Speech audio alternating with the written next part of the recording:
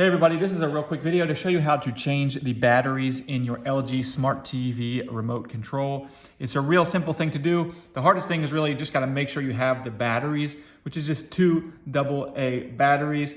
If you don't have any batteries, I'll just go ahead and put a link in the description. You can just order them off Amazon for a few bucks.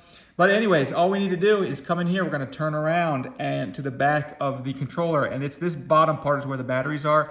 Now there's no clip or anything. You just gotta use your friction. So you're just gonna have to kind of just use some friction. And then with your thumbs, you can just kind of push it like that.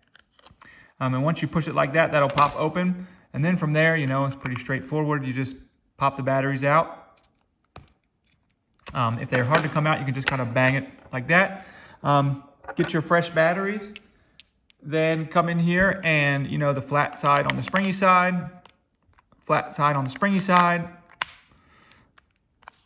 Come in here, put this on and kind of slide it back up until it clicks and you're done.